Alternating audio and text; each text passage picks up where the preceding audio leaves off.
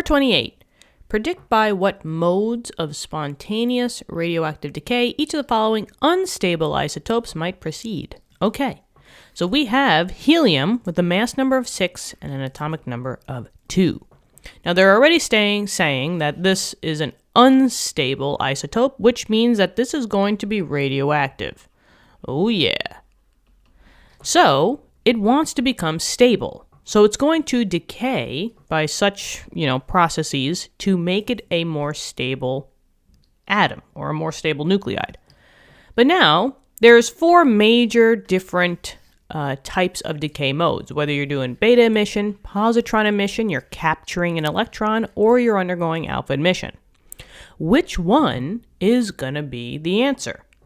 Well, first things first, I would always look at the atomic number, right? For big nuclides, such as greater than 83, if you have an atomic number that's greater than 83, you need to lose a lot of mass fast, and that's your alpha emission. Now over here, we only have an atomic number of 2, so we could automatically rule out alpha emission. But now that comes down to this idea of whether you have a neutron to proton ratio or an NP ratio that's high or an NP ratio that's low. Now, we can find out the number of neutrons, that's what the N stands for, find out the number of protons, that's what the P stands for, and a ratio is just a fraction, so you would actually have to divide them to find out the ratio and see whether it's relatively high or low. But I think that there's an easier method to do this, and I'm going to show it to you now. Now, generally, if you have a N to P ratio that's high, this correlates with a high mass number. So high goes with high. High N to P ratios, you have a high mass number. And the idea is that you're going to undergo beta emission to bring that ratio down. On the flip side, if you have a low N to P ratio, this means that you have a low mass number. So you're below the band of stability. You got to bring yourself up. You got a low N to P ratio, you got to bring it up. You'll either do positron emission or you'll capture an electron. But now the question is, the number that they gave us was 6. So 6 for us is our mass number. We need to find out whether that's classified as a low or a high mass number, right? So where are we going to look? Aha! Enter in the periodic table, right? We're going to search and see what is the most stable form of helium.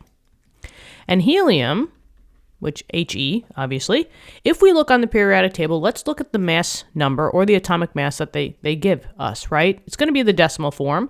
They tell us that on average, it's 4.003 for me. It could be a little bit slightly different, but definitely have a 4 there. Now, this is the average atomic mass of all the isotopes put together, right? So if I do round this to the nearest whole number, this would roughly be about 4. So that means that the isotope of helium having a mass number of 4 is the most abundant and it's the most stable. Now compare that with what's going on with the number they gave us. Here we have a 6 mass number. Aye, this is now way too high.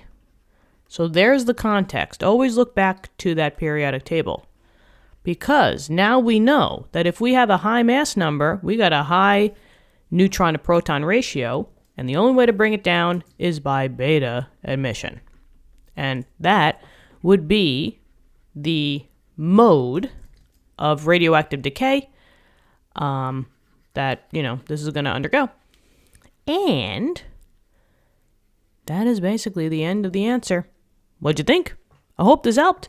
Let me know in the comments. Thank you so much for viewing the video. Subscribe to the channel if you want to help us out. And, you could become a member to the channel. We just opened memberships up for the new school year. So there's 4 different tiers, different perks for each. Thank you for considering, and I'll talk to you soon, okay? All right, have a great day. Bye-bye.